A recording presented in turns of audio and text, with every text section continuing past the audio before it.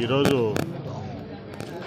Vijayawada west నియోజకవర్గం పశ్చిమ నియోజకవర్గం 56వ డివిజన్లో వైఎస్ఆర్సీపీ అసెంబ్లీ అభ్యర్థి ఆసిఫ్ గారు, అట్లాగే డివిజన్ కార్పొరేటర్ గారు చలపతిరావు గారు, అట్లాగే మా నాయకులు కార్యకర్తలు అందరితో కలిసి ఇక్కడ 56వ డివిజన్లో ప్రచార కార్యక్రమంలో పాల్గొనడం జరిగింది.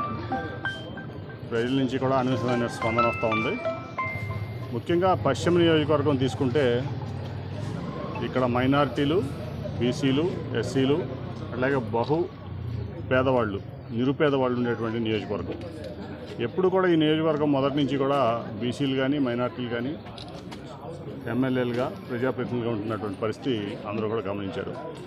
ఇవాళ ఆసిఫ్ గారు ఈ ప్రాంతం పట్ల ఉన్నటువంటి కమిట్మెంట్ చూసి, ఆసిఫ్ గారిలో ఉన్నటువంటి కమిట్మెంట్ చూసి మా అధినేత జగన్మోహన్ రెడ్డి గారు ఆసిఫ్ గారు అయితే ఇక్కడ పేదవాళ్ళకి, నిరుపేదవాళ్ళకి, మధ్యతరగతి వాళ్ళకి సేవ చేసుకుంటారు.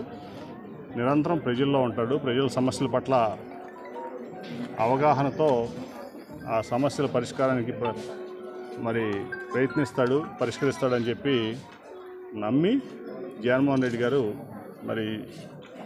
సామాన్యుడైనటువంటి ఒక వైసీపీ కార్యకర్తని ఇక్కడ ప్రజలకు సేవ చేయమని చెప్పి ఇక్కడ వైసీపీ అసెంబ్లీ అభ్యర్థిగా విజయవాడ పశ్చిమ నియోజకవర్గానికి ఆసిఫ్ గారిని పంపించడం జరిగింది. ప్రజల నుంచి అనూహ్యమైన స్పందన వస్తుంది. ఎందుకంటే ఆసిఫ్ గారు మొదటి నుంచి కూడా ప్రజా జీవితంలో ఈ ప్రాంతంలో అనేక రకాలుగా సేవలు చేసి ఉన్నారు. ఆయన గురించి అందరికీ తెలుసు. ఇవాళ మనం చూస్తున్నాం, ఇవాళ జనసేన, తెలుగుదేశం, బీజేపీ కలిసి ఆడేటువంటి నాటకాలు మనం చూసాం. ఇక్కడ బీసీకి సీట్ ఇస్తానని చెప్పి పవన్ కళ్యాణ్ గారు 10 ఏళ్ళ నుంచి కూడా ఒక నిరుపేద బీసీని వాడుకుని ఏ రకంగా వదిలేసాడో పవన్ కళ్యాణ్ గారు మనం చూసాం.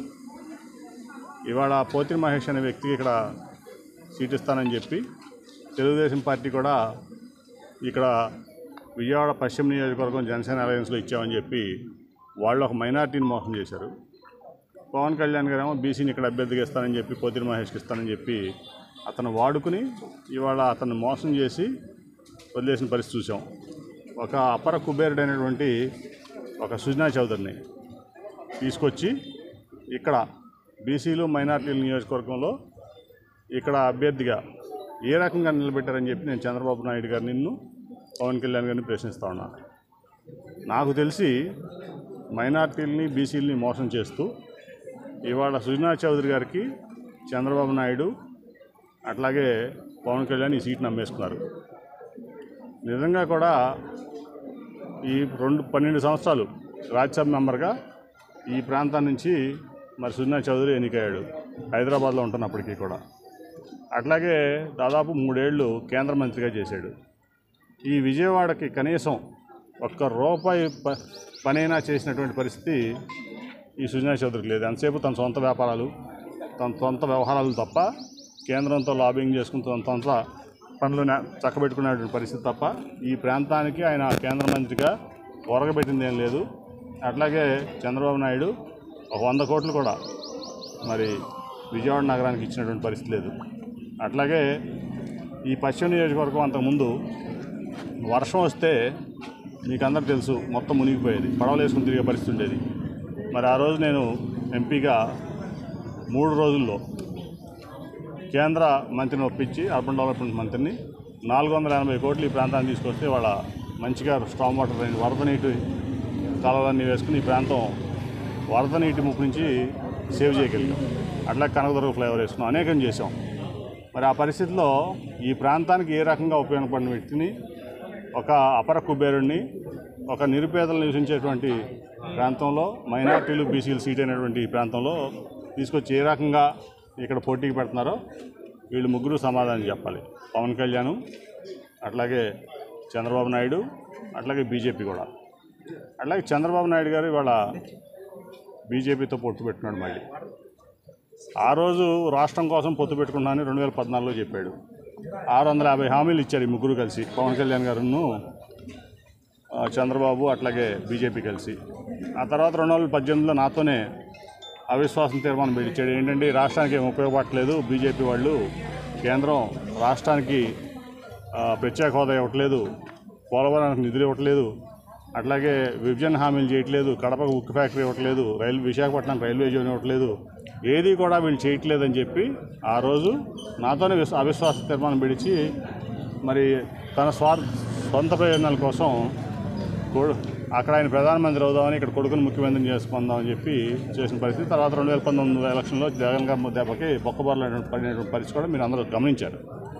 ఆ తర్వాత ఎలక్షన్ అయిన తర్వాత నుంచి తను చేసిన తప్పుడు పనులు ఏదైతే ఉన్నాయో 2014 నుంచి 2019 వరకు దాని నుంచి తను కాపాడుకోవడం కోసం, తన కొడుకుని కాపాడుకోవడం కోసం ఇవాళ మళ్ళీ బీజేపీతో జతకడుతున్నాడు. చంద్రబాబు నాయుడు గారు ఎందుకు మళ్ళీ బీజేపీతో జతకడుతున్నాడు? దేని మీద హామీ ఇచ్చారు మోడీ గారు కానీ అట్లాగే బీజేపీ కానీ? ఆ రోజు చేయని పనులు ఇవాళ ఏం చేస్తా అన్నాడు? రాజధానికి నువ్వు అడిగినట్టు 1,00,000 కోట్లు ఇస్తానడా ఈ రాష్ట్రానికి రాజధాని కడతానికి? లేదంటే ప్రత్యేక హోదా ఇస్తానడా? లేదంటే పోలవరాన్ని నిధులు ఇస్తానడా? కడప ఉక్కు ఫ్యాక్టరీ కడతానడా? విశాఖపట్నం రైల్వే జోన్ ఇస్తానడా? లేకపోతే విభజన హామీలు తీరుస్తానడా? ఏమీ హామీ లేకుండా ఇవాళ మళ్ళీ బీజేపీలో నీ స్వార్థ ప్రయోజనాల కోసం కలిసావు. నియోజకవర్గంలో సుజనా చౌదరి అనే వ్యక్తికి కనీసం ఎన్ని రోడ్లు ఉన్నాయో తెలియదు, ఎక్కడే ఉందో కూడా తెలియదు. కాబట్టి ప్రజలు ఇక్కడ సుజనా చౌదరికి బుద్ధి చెప్పబోతూ ఉన్నారు. మన ఆసిఫ్ని భారీ మెజార్టీలో గెలిపిస్తారంటే ఎటువంటి సందేహం లేదని చెప్పి ఈ సందర్భంగా తెలియజేస్తూ ఖచ్చితంగా ప్రజలందరికీ నేను మనవి చేస్తున్నాను. వెస్ట్ విజయవాడ పశ్చిమ నియోజకవర్గ ప్రజలకి భారీ మెజార్టీతో ఆసిఫ్ గారిని గెలిపించుకోండి. ఎప్పుడు కూడా మీకు అందుబాటులో ఉంటాడు, మీకు సేవ చేసుకుంటాడు, మీకు ప్రజాసేవకుడిగా ఉంటాను. కానీ పెత్తందారి లేక ఉండడు సుజనా చౌదరి లేక. మీరెవరో కూడా కమలం గుర్తు మీద ఓటేసి వృధా చేసుకోవద్దని విజయవాడ పశ్చిమ నియోజకవర్గ ప్రజలందరికీ కూడా నేను అభ్యర్థిస్తున్నా, మనవి చేస్తున్నాను. సార్, నిన్న పశ్చిమ నియోజకవర్గ కార్యాలయానికి వచ్చి ఆయన పశ్చిమ నియోజకవర్గాన్ని అభివృద్ధి బాటలో తీసుకెళ్తాను, కూటమి అభ్యర్థిగా నన్ను ఎంచుకున్నందుకు పశ్చిమ నియోజకవర్గ ఇక రుణం తీర్చుకుంటానని చెప్పి మాట్లాడుతుంది. ఇప్పుడు 12 సంవత్సరాలు 2 సార్లు రాజ్యసభ మెంబరు, అట్లాగే 3 సంవత్సరాలు కేంద్ర మంత్రి. ఆ రోజు ఏమీ చేయలేని వ్యక్తి వాళ్ళు చేస్తాడంటే మనం నమ్ముతామా? ఒక అపర కుబేరుడు ప్రత్యేక విమానంలో తిరుగుతాడు, మనకు అందుబాటులో ఉండడు. ఈ ప్రాంత ప్రజలకి ఎప్పుడు కూడా ఆయన కలిసే అవకాశం దొరకదు. ఓట్లు వేయించుకుంటాడు, మాయమైపోతాడు. ఎందుకంటే ఢిల్లీలోనో ఎక్కడో ఆయన వ్యవహారాలు ఆయన చేసుకోవడానికి ఈ మార్గం ఎంచుకున్నాడు ఆయన.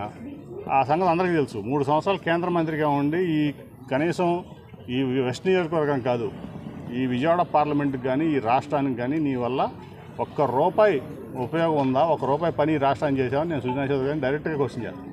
దానికి సమాధానం చెప్పాలి ఆయన. ఇప్పుడు కొత్తగా వస్తే వేరు. నువ్వు 2 సార్లు రాజ్యసభ మెంబర్స్ చేసావు, 12 ఏళ్ళు, 3 ఏళ్ళు కేంద్ర మంత్రి చేసావు.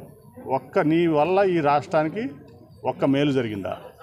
అది సుజనా చౌదరి గారికి నా డైరెక్ట్ క్వశ్చన్. దానికి ఆయన సమాధానం చెప్పి ఈ నియోజకవర్గంలోకి అడుగు పెట్టాలి ఆయన.